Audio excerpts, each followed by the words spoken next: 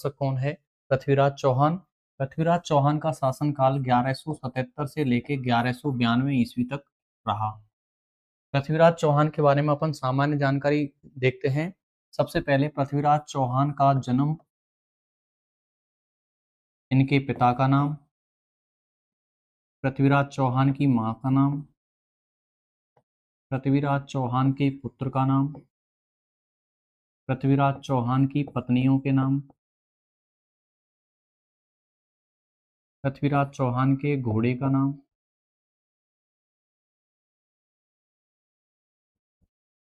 पृथ्वीराज चौहान की नीति, पृथ्वीराज चौहान की उपाधि, पृथ्वीराज चौहान का पीएम यानी प्रधानमंत्री, पृथ्वीराज चौहान का सेनापति।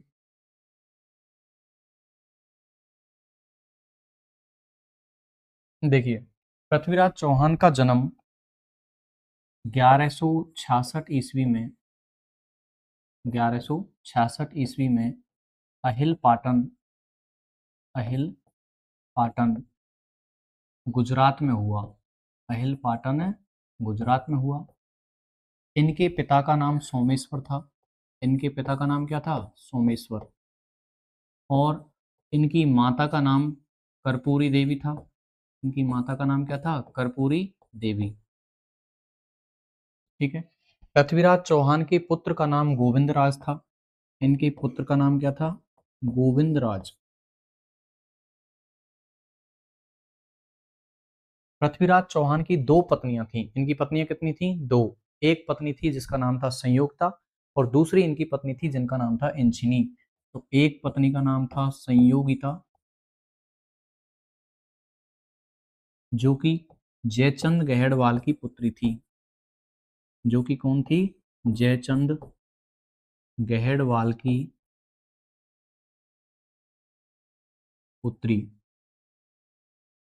और एक इनकी पत्नी थी जिनका नाम था इंचिनी देवी। इंचिनी देवी, जो कि आबू के शासक जयत्र सिंह की पुत्री थी। जो कि आबू के शासक जयत्र सिंह की पुत्री थी। तो इनकी पत्नियां कितनी थी? दो। एक तो संयोगिता और एक इंचिनी देवी। इनकी मां का नाम क्या था? कर्पूरी देवी।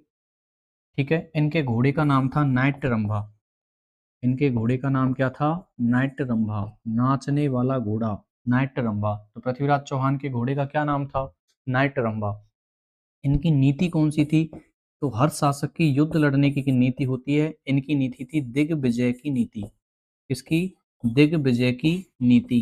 और दिग्विजय की नीति क्या होती है? कि अपने अड़ोसी पड़ोसियों को हराकर उन्हें अपने साम्राज्य में मिला लेना। ये किसकी नीति कहलाती है? दिग्विजय की नीति।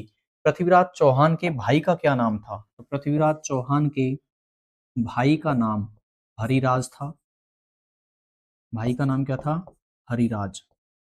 पृथ्वीराज चौहान की बहन का नाम पृथ्वीराज चौहान की बहन का नाम पृथ्वी बाई प्रभा था। पृथ्वी भाई प्रभा इनकी बहन का नाम था। इनके नाना का नाम इनके नाना का नाम अनंगपाल तोमर था।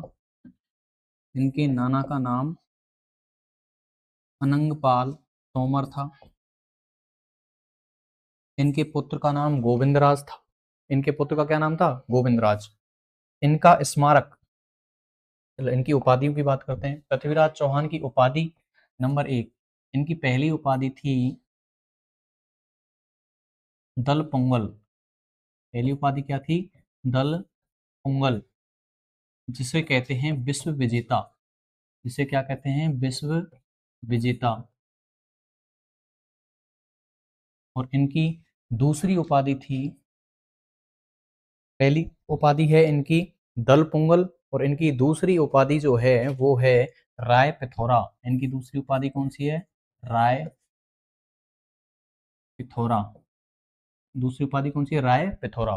इनका पीएम या प्रधानमंत्री था कदमबास। कदमबास या केमास, या कौन है? केमास। कदम्बास या कैमास?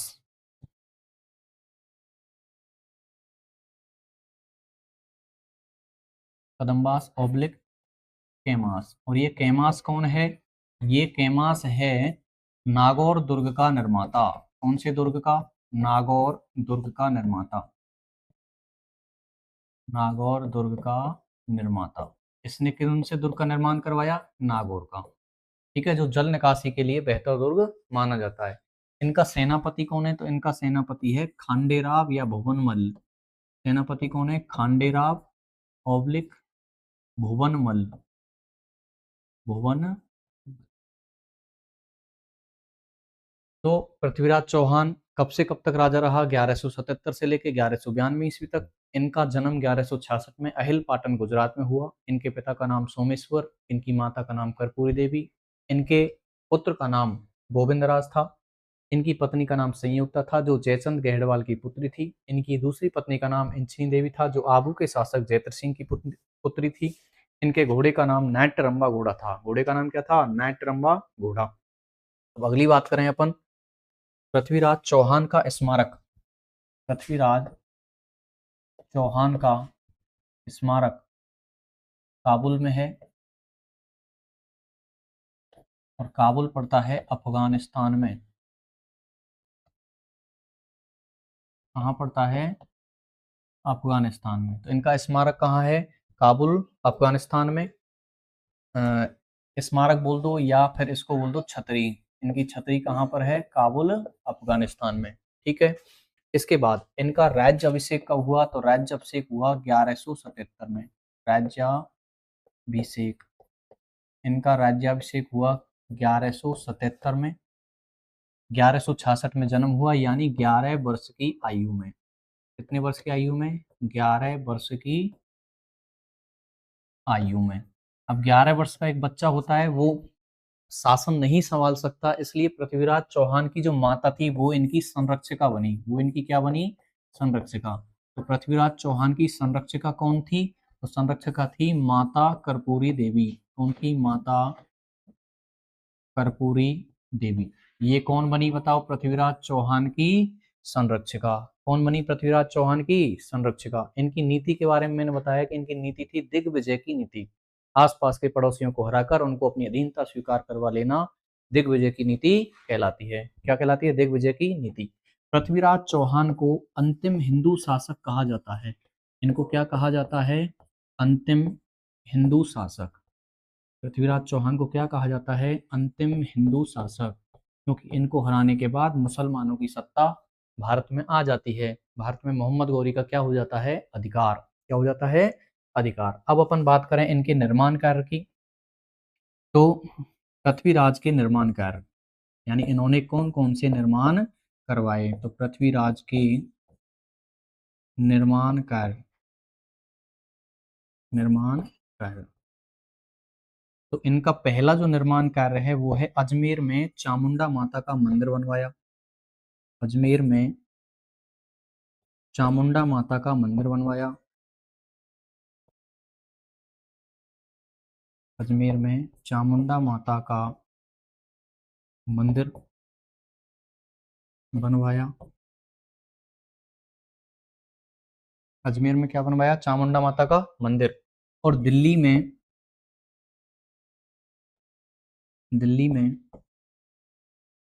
पिथौरागढ़,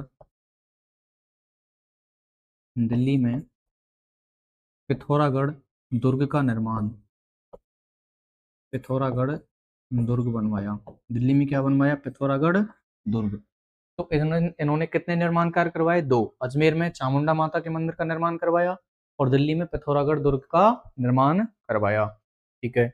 अगली बात देखते हैं अपन कि इनके दरबारी कवि कौन कौन थे। इनके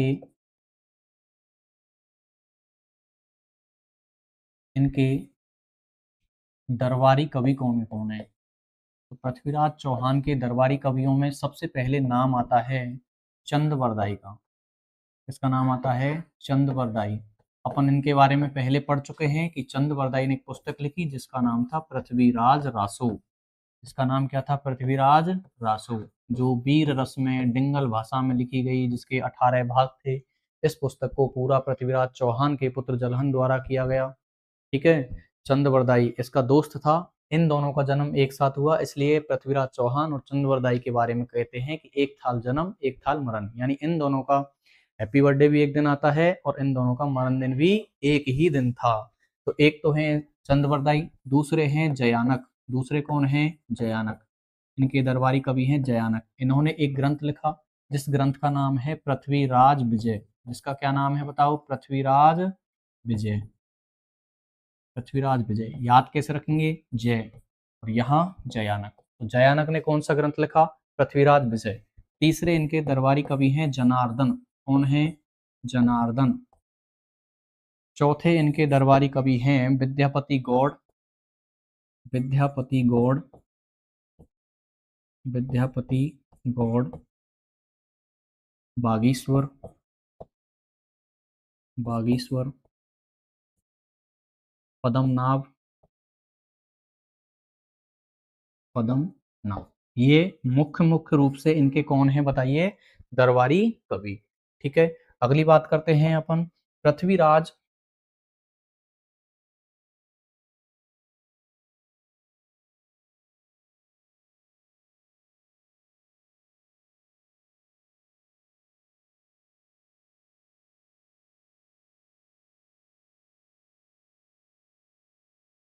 अगली बात करते हैं पृथ्वीराज चौहान के काल में।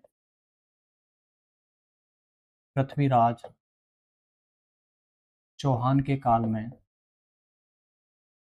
चौहान के काल में मोहम्मद गौरी। मोहम्मद काल में मोहम्मद गौरी के साथ में।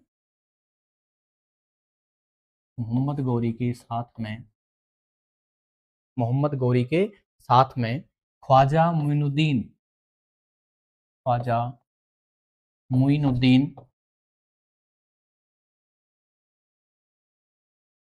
ख्वाजा मुइनुद्दीन चिश्ती। ख्वाजा मुइनुद्दीन चिश्ती भारत आए। ख्वाजा मुइनुद्दीन चिश्ती भारत आए। अब अपन बात करें ख्वाजा मुइनुद्दीन चिश्ती की कि ये कौन थे। तो ख्वाजा मुइनुद्दीन चिश्ती ये चिश्ती संप्रदाय से संबंधित हैं। कौन से संप्रदाय से? चिश्ती संप्रदाय से। चिश्ती संप्रदाय से संबंधित। किससे संबंधित हैं? चिश्ती संप्रदाय से संबंधित हैं। इन ख्वाजा साहब के गुरु का क्या नाम है? तो इनके गुरु का नाम है शेख उस्मान हारूनी। इनके गुरु का नाम है शेख उस्मान हारूनी। ख्वाजा मुइनुद्दीन चिश्ती की दरगाह कहाँ पर है? तो इनकी दरगाह है अजमेर में। इनकी दरगाह कहाँ पर है? अजमेर में। इनकी दरगाह कहाँ पर है? अजमेर में। इनका मेला कब लगता है? तो इनका मेला लगता है रज्जब माह में। कब लगता है? रज्जब माह की। रज्जब माह की 1 से रज्जब माह की 1 से 9 तारीख तक। रज्जब माह की 1 से 9 तारीख तक इनका क्या लगता है? मेला लगता है। इस ख्वाजा साहब की दरगाह में एक छोटी देग है। एक क्या है? छोटी देग है और एक है बड़ी देग। एक कौन सी देग है? बड़ी देग। तो छोटी देग का निर्माण छोटा राजा करवाएगा और बड़ी देग का निर्माण बड़ा राजा करवाएगा। तो छोटी देग का निर्माण जहांगीर द्वारा करवाया गया। जहांगीर द्वारा। और बड़ी देग का निर्माण अकबर द्वारा करवाया गया। बड़ी देग का निर्माण किसने करवाया? अकबर द्वारा निर्माण। तो 2 देग हैं जिनका निर्माण किसने करवाया? जहांगीर द्वारा निर्माण। और बड़ी देग का निर्माण किसने करवाया? अकबर ने। चिश्ती संप्रदाय में गुरु को पीर, उत्तराधिकारी को बली और शिष्य को मुरीद कहा जाता है। यानी इस संप्रदाय में गुरु को क्या बोलते हैं? पीर। शिष्य को मुरीद और उत्तराधिकारी को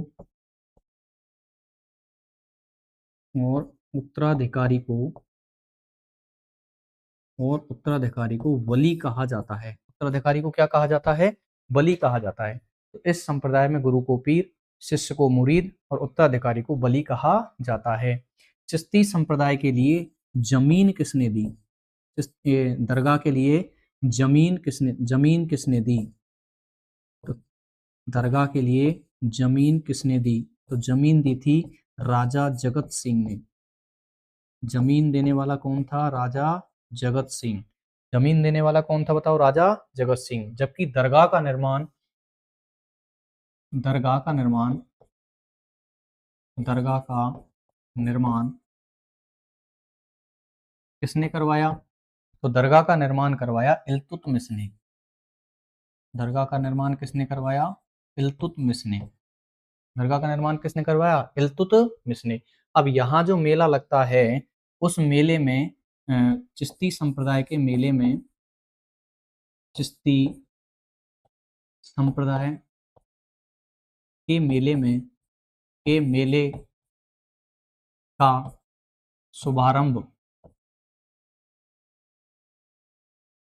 का शुभारंभ भीलवाड़ा का गौरी परिवार भीलवाड़ा का गौरी परिवार ध्वजारोहण के साथ करता है। ध्वजारोहण के साथ करता है। ध्वजारोहण के साथ करता है। तो भीलवाड़ा का गौरी परिवार कब करता है? ध्वजारोहण के साथ इस मेले का क्या करता है? शुभारंभ करता है। ठीक है। इस पे गुरु को क्या कहते हैं बताओ? पीर। शिष्य को क्या कहते हैं? मुरीद। और उत्तराधिकारी को क्या कहते हैं? बली। इनकी दरगाह कहाँ पर है? अजमेर में। छोटी देग का निर्माण किसने करवाया? जहांगीर ने। बड़ी देग का निर्माण किसने करवाया बताइए? अकबर ने। वर्तमान में हाल ही में यहाँ 813वां उर्स चल रहा है। उर्स चल रहा है। उर्स का मतलब होता है मेला एक तरह से। तो यहाँ कौन से नंबर का मेला चल रहा है? 813 नंबर का मेला चल रहा है। तो पृथ्वीराज चौहान के शासन काल में अपन से क्वेश्चन पुटअप करे कि ख्वाजा मोइनुद्दीन चिश्ती किसके शासन काल में आए? तो किसके शासन काल में आए? पृथ्वीराज चौहान। और यदि पूछे कि किसके साथ आए, तो उत्तर क्या देना है? मोहम्मद गौरी। तो ये ख्वाजा मोइनुद्दीन चिश्ती की दरगाह कहाँ पर है? अजमेर में। ये किस संप्रदाय से संबंधित हैं? तो देखो नाम के पीछे चिश्ती है, तो चिश्ती संप्रदाय से संबंधित हैं। इनके गुरु का क्या नाम है? शेख उस्मान हारूनी। इनके गुरु कभी भी हारते नहीं है, तो इनका नाम क्या पड़ गया? शेख उस्मान हारूनी। मेला कब लगता है? रज्जब माह में। मेला कब लगता है? रज्जब माह में। ठीक है। और रज्जब माह की कौन सी तारीख को लगता है? तो 1 से 9 तारीख। और मुख्य रूप से पूछे तो 1 से 6 तारीख। छोटी देग का निर्माण किसने करवाया? जहांगीर ने। जहांगीर छोटा राजा। बड़ी देग का निर्माण किसने करवाया? बड़ा राजा। और बड़ा राजा कौन है? अकबर। इस संप्रदाय में गुरु को क्या बोलते हैं? पीर। शिष्य को क्या बोलते हैं? मुरीद। उत्तराधिकारी को क्या बोलते हैं? बली। और इस दरगाह के लिए जमीन देने वाला शासक था जगत सिंह। जबकि इस दरगाह का निर्माण करने वाला शासक कौन था बताओ? इल्तुतमिश। चिश्ती संप्रदाय के मेले का शुभारंभ भीलवाड़ा का गौरी परिवार झंडा फहरा के करता है। और अभी हाल ही में 813वां उर्स का क्या लगा हुआ है यहाँ पे? मेला। अगली बात करते हैं अपन। पृथ्वीराज चौहान ने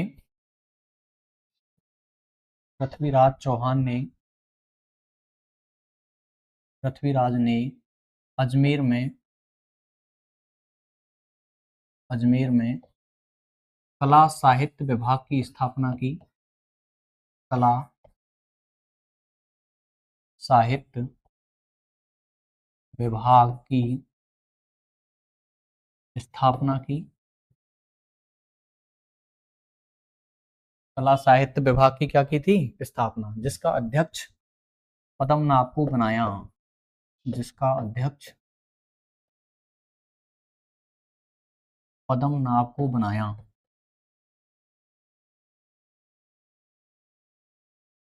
जिसका अध्यक्ष किसको बनाया? पद्मनाभ को। तो इन्होंने किसकी स्थापना की? कला एवं साहित्य विभाग की। जिसका अध्यक्ष किसको बनाया गया था? पद्मनाभ को। अब इसने पृथ्वीराज चौहान से किस किस शासक के संघर्ष रहे हैं, किस किस शासक से इसने संघर्ष किया है, वो देखते हैं अपन। तो सबसे पहले पृथ्वीराज चौहान के संघर्ष, इनके संघर्ष किस किस से रहे हैं? चचेरे भाई नागार्जुन से, चचेरे भाई नागार्जुन से, चचेरे भाई नागार्जुन से संघर्ष। अल्प आयु में ही पृथ्वीराज चौहान को राजा बना दिया गया था, इस बात का बुरा लगा था इसके चचेरे भाई नागार्जुन को। इस बात के ऊपर इसमें और नागार्जुन में संघर्ष होता है। उस संघर्ष के दौरान नागार्जुन का वध कर देते हैं, इनको खत्म कर देते हैं।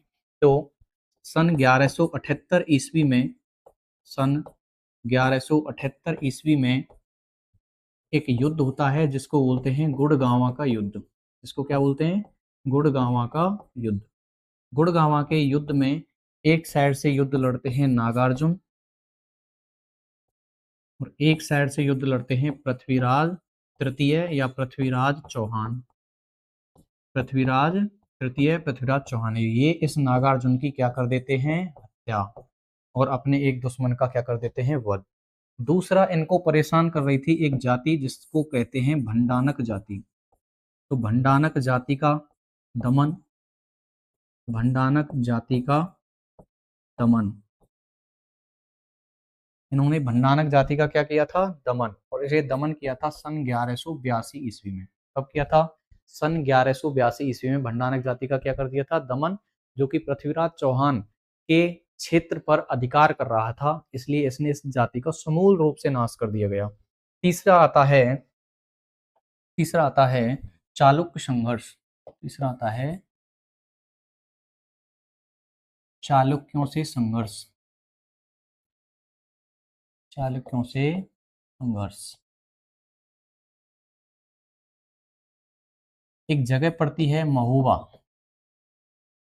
महुवा, महुवा का शासक था परमर्दिदेव चंदेल।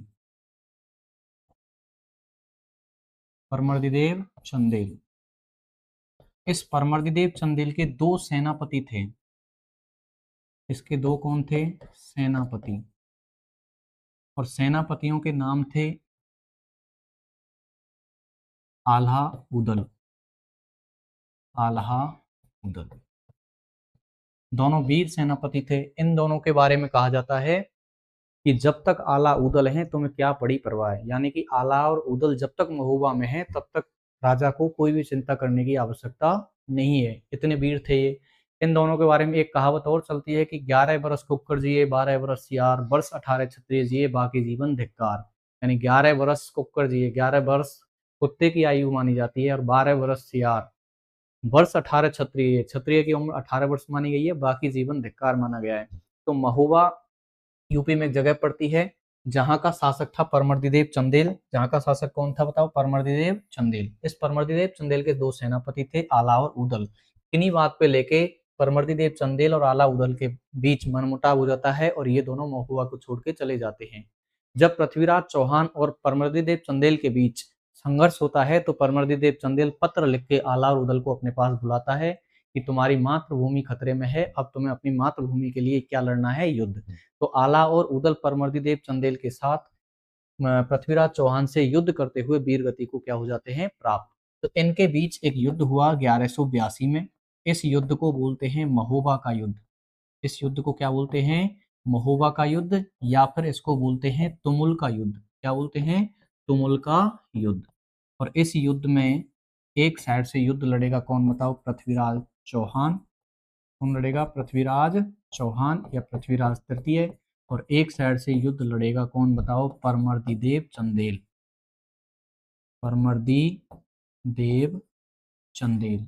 और इस युद्ध में पृथ्वीराज चौहान क्या होते हैं? विजयी। इस युद्ध में पृथ्वीराज चौहान क्या होते हैं? विजयी। इस तरह ये अपने एक और दुश्मन को अपने से दूर कर देते हैं। अब नेक्स्ट बात करते हैं अपन तुर्कों से संघर्ष। क्या करते हैं? तुर्कों से संघर्ष। तुर्कों से संघर्ष। तो तुर्कों से संघर्ष इनके दो होते हैं। तुर्कों से संघर्ष कितने होते हैं इनके? दो। और दो क्या होते हैं कि गजनी एक जगह पड़ती है अफगानिस्तान में। गजनी क्या कहाँ पड़ती है? अफगानिस्तान में। एक जगह है गजनी, जो पड़ती है अफगान में। यहाँ का एक शासक था जिसका नाम था मोहम्मद गोरी। जिसका नाम क्या था? मोहम्मद गोरी। इसका मूल उद्देश्य था, इस मोहम्मद गोरी का मूल उद्देश्य,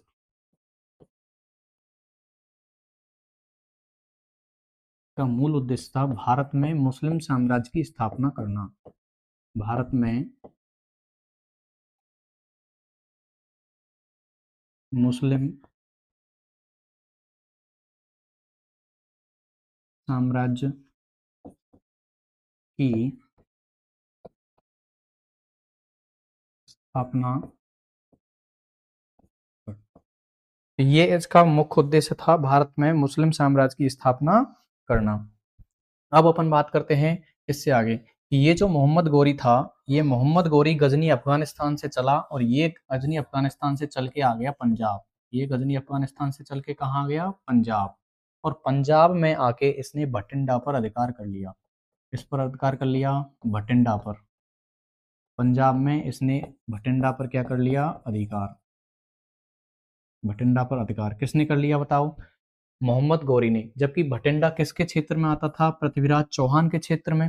ठीक है। इसके बाद सरहिंद दुर्ग पर इसने क्या कर लिया? अधिकार। किस पर कर लिया? सरहिंद दुर्ग पर अधिकार।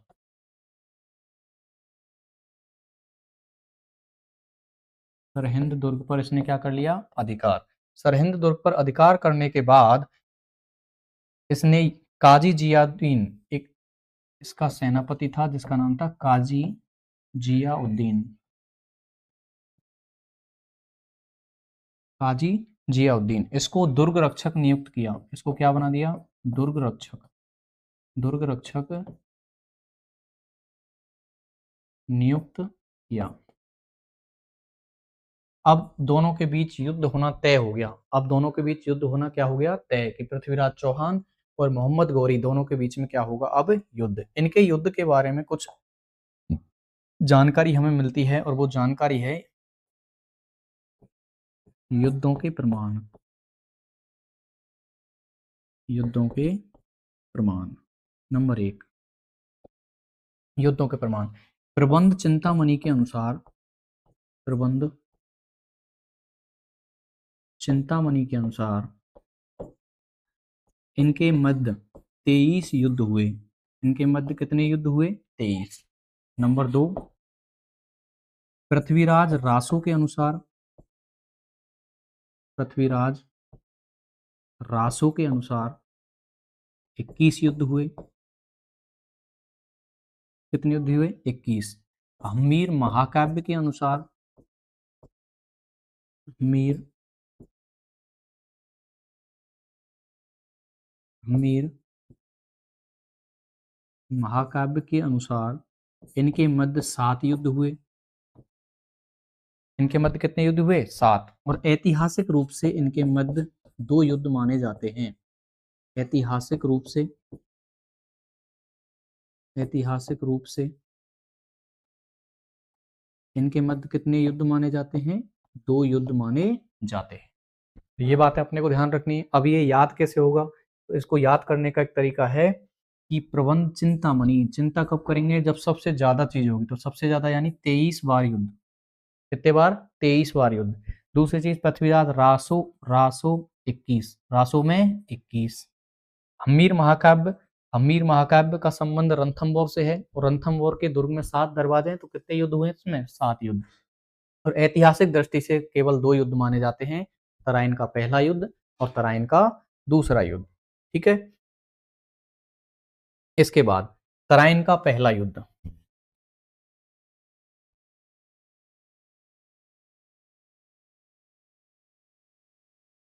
तराइन का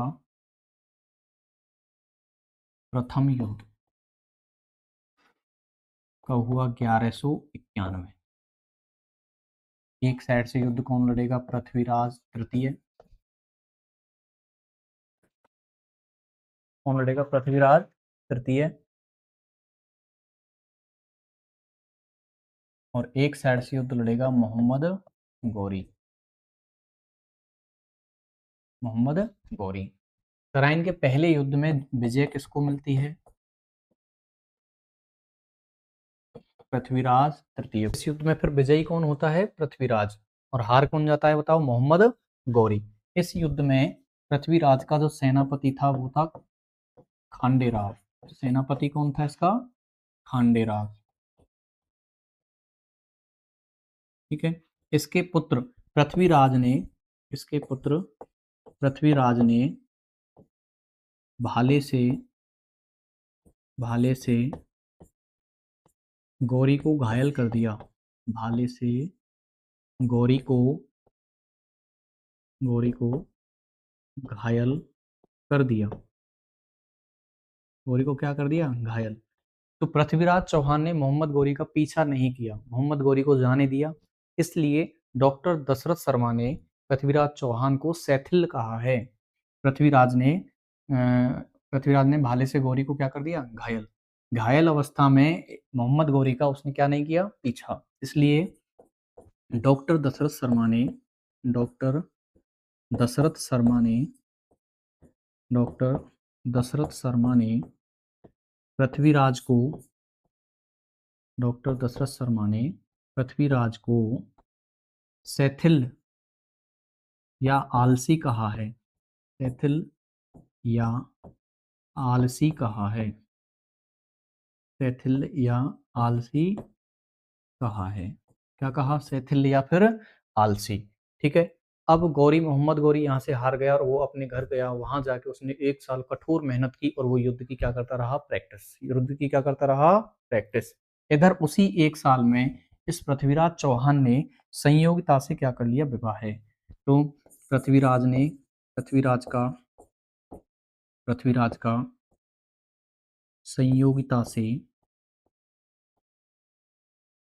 का संयोगिता से गंधर्व विवाह है। संयोगिता से गंधर्व विवाह है। अब दूसरी साइड मोहम्मद गौरी 1 साल तक कठोर मेहनत करता रहा और इधर 1 साल तक पृथ्वीराज संयोगिता के पास ही रहा। उसने कोई भी मेहनत नहीं की युद्ध को लेके। तो 1 साल बाद फिर दोबारा दूसरा युद्ध होता है और वह युद्ध होता है तराइन का द्वितीय युद्ध। कौन सा होता है? तराइन का द्वितीय युद्ध। तराइन का द्वितीय युद्ध। और तराइन का द्वितीय युद्ध होता है सन 1192 ईस्वी। सन 1192 ईस्वी। एक साइड रहता है मोहम्मद गौरी और एक तरफ रहता है पृथ्वीराज तृतीय। कौन रहता है? पृथ्वीराज तृतीय। इस युद्ध में विजयी कौन होता है? मोहम्मद गौरी। विजयी कौन होता है? मोहम्मद गौरी। विजयी कौन होता है इसमें? मोहम्मद गौरी। ठीक है। मोहम्मद गौरी विजयी रहता है और विजयी रहने के कारण क्या थे कि पृथ्वीराज तृतीय इस युद्ध में हारा क्यों? तो उसके कई सारे कारण थे। पहला कारण इसका था अपूर्ण तैयारी। पहला कारण क्या था? अपूर्ण तैयारी। इसने क्या नहीं की थी बताओ? तैयारी। दूसरा इसका कारण था अपूर्ण तैयारी, पहला कारण। दूसरा कारण था इसके सेनापति खांडेराव का युद्ध में भाग नहीं लेना। खांडेराव का युद्ध में भाग नहीं लेना। युद्ध में भाग नहीं लेना। तीसरा मुख्य कारण था मुख्य सेना का ग्वालियर दिशा में होना। मुख्य सेना का ग्वालियर जाना। मुख्य सेना का ग्वालियर जाना। चौथा कारण था सुबह शौच के समय गौरी द्वारा आक्रमण।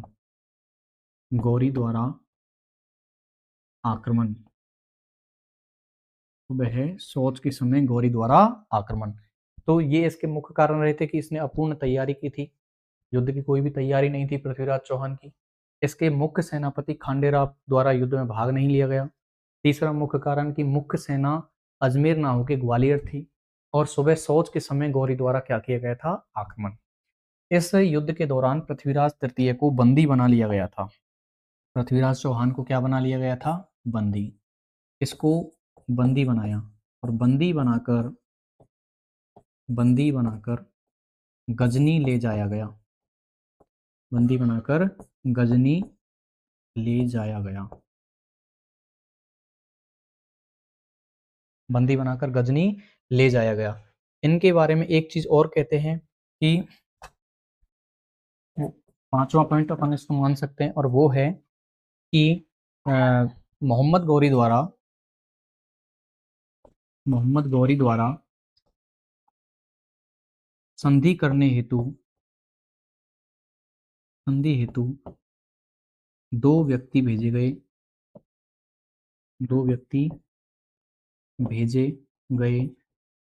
परंतु पृथ्वीराज ने संधि नहीं की। परंतु पृथ्वीराज ने संधि नहीं की। पहला आदमी था किवाम एन उल मुल्क मुल्तानी, और दूसरा था रुकमुद्दीन हमजा। रुकमुद्दीन हमजा। रुकमुद्दीन हमजा। तो ये दो आदमी थे जो पृथ्वीराज चौहान से संधि करने आए, लेकिन पृथ्वीराज चौहान ने इनकी संधि स्वीकार नहीं की। एक कारण ये भी इस युद्ध का माना जाता है। इसके बाद इसको बंदी बना के कहाँ ले गए बताओ, गजनी। अब गजनी ले गए तो वहां पे कहा जाता है, एक किताब है अपनी, पृथ्वीराज रासो। किताब कौन सी है, पृथ्वीराज रासो। इस किताब को लिखने वाला था चंदबरदाई। पृथ्वीराज रासो, इसका लेखक है चंदबरदाई। चंदबरदाई। इस किताब में उल्लेख है कि इसको बंदी बना के गजनी ले जाया गया, और गजनी जब पृथ्वीराज चौहान मोहम्मद गौरी से आंखें मिलाता है तो उस दौरान इन दोनों में आपस में झड़प होती है, और पृथ्वीराज चौहान शब्द वेदी बाण चलाकर मोहम्मद गौरी की क्या कर देता है, हत्या। तब एक वाक्य बोला जाता है चंदबरदाई के अनुसार कि 4 बांस 24 गज अंगुल अष्ट प्रमाण, ता ऊपर सुल्तान है चूकमती चौहान। ऐसा कहने के बाद पृथ्वीराज चौहान शब्दवेदी बाण से मोहम्मद गौरी की क्या कर देता है, हत्या। तो 4 बांस 24 गज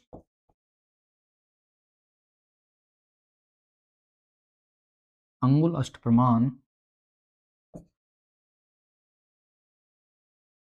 अंगुल अष्ट प्रमाण किससे संबंधित हैं ये कथन, तो ये कथन किससे संबंधित है, पृथ्वीराज चौहान से। अब पृथ्वीराज चौहान के बारे में मुख्य बातें अपन और पढ़ते हैं। इनकी मृत्यु के बारे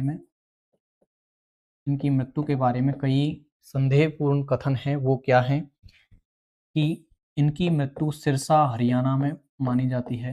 इनकी मृत्यु कहाँ मानी जाती है, सिरसा हरियाणा में। इनकी मृत्यु कहाँ मानी जाती है, सिरसा हरियाणा में। दूसरा, मिनहाज उल सिराज, मिनहाज उल सिराज, मिनहाज उल सिराज की पुस्तक, तबकाते, तबकात ए नासरी, तबकात ए नासरी के अनुसार, तबकात एक नासरी के अनुसार युद्ध भूमि में मृत्यु के अनुसार पृथ्वीराज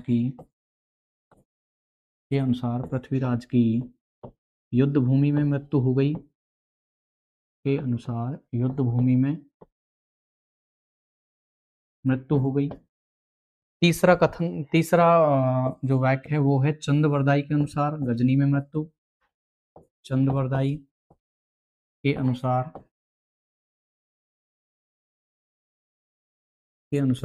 गजनी में मृत्यु। चंद के अनुसार गजनी में मृत्यु। और चौथा जो कथन है वो है हसन निजामी के अनुसार, हसन निजामी की पुस्तक, हसन निजामी की पुस्तक ताज उल मासिर, ताज उल मासिर के अनुसार,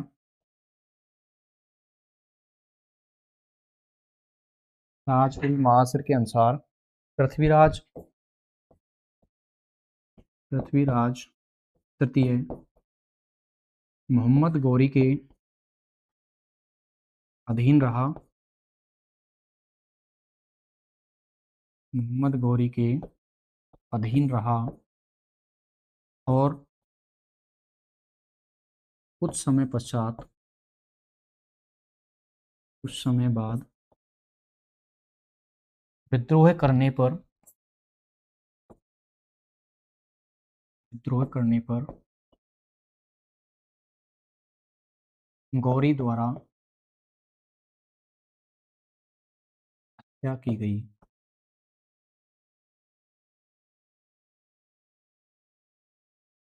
पृथ्वीराज चौहान की मृत्यु के बारे में अलग अलग कथन हैं। कुछ लोग कहते हैं कि इनकी मृत्यु सिरसा हरियाणा में हुई, जबकि मिनहाज उल सिराज की पुस्तक तबकात ए नासरी में कहा जाता है कि इनकी जो मृत्यु है वो मृत्यु युद्ध भूमि में हो गई। चंदबरदाई कहता है कि इनकी मृत्यु गजनी अफगानिस्तान में हो गई, गजनी अफगानिस्तान में हो गई। उसके बाद हसन निजामी अपनी पुस्तक ताल उल मासिर के अनुसार कहता है कि मोहम्मद गौरी की अधीनता पृथ्वीराज चौहान ने स्वीकार कर ली और कुछ समय बाद पृथ्वीराज चौहान ने मोहम्मद गौरी का क्या किया, विद्रोह, और विद्रोह के दौरान मोहम्मद गौरी ने उसकी क्या कर दी थी, हत्या। कुछ और महत्वपूर्ण कथन है इनके बारे में। ए एल श्रीवास्तव क्या कहता है, A L Srivastava, A L Srivastava कहता है कि तराइन के द्वितीय युद्ध के बाद, तराइन के द्वितीय युद्ध के बाद, तराइन के द्वितीय युद्ध के बाद युग परिवर्तनकारी घटना हुई, युग परिवर्तनकारी घटना हुई।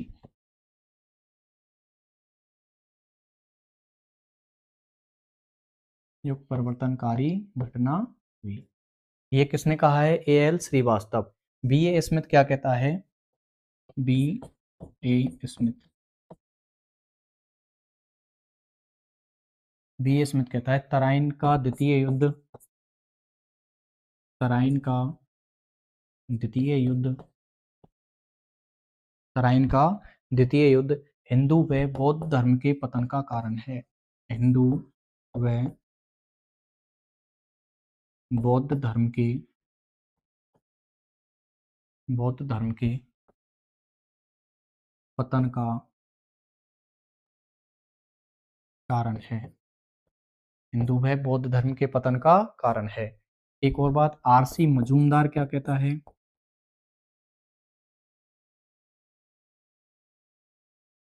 आरसी मजूमदार कहता है कि चौहान साम्राज्य के पतन के साथ साथ हिंदू धर्म का पतन भी हो गया। किस युद्ध के बाद, तराइन के द्वितीय युद्ध के बाद, तराइन के द्वितीय युद्ध के बाद, तराइन के द्वितीय युद्ध के बाद, तराइन के द्वितीय युद्ध के बाद चौहान साम्राज्य के साथ साथ, चौहान साम्राज्य के साथ साथ हिंदू धर्म का पतन हो गया, हिंदू धर्म का पतन हो गया। 31 दिसंबर, 31 दिसंबर सन 2000 को पृथ्वीराज तृतीय पर, पृथ्वीराज तृतीय पर डाक टिकट जारी किया गया, डाक टिकट जारी किया गया। ठीक है, इसके बाद डाक टिकट जारी किया। इसके बाद पृथ्वीराज चौहान का जो पुत्र था गोविंदराज, पृथ्वीराज की मृत्यु के बाद, पृथ्वीराज की मृत्यु के बाद, मृत्यु के बाद गौरी ने यहाँ का संरक्षक, गौरी ने यहाँ का संरक्षक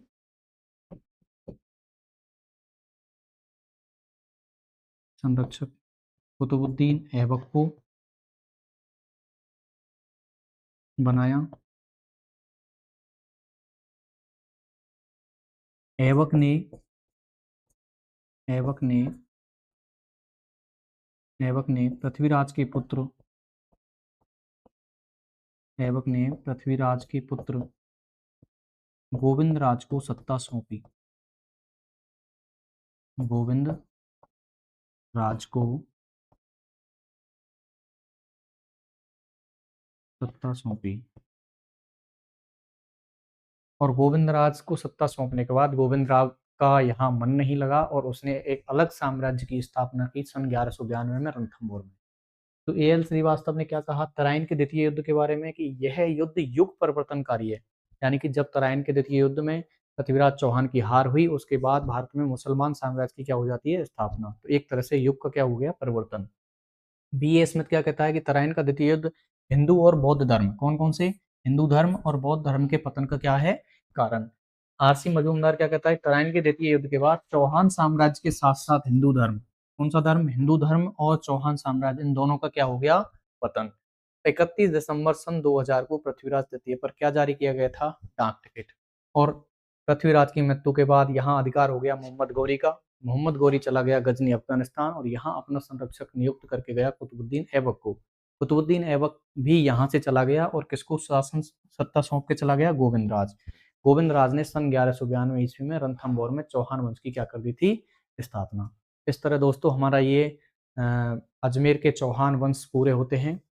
बहुत बहुत धन्यवाद। अगली क्लास में अपन पढ़ेंगे रणथंभौर के चौहान। ठीक, थैंक यू।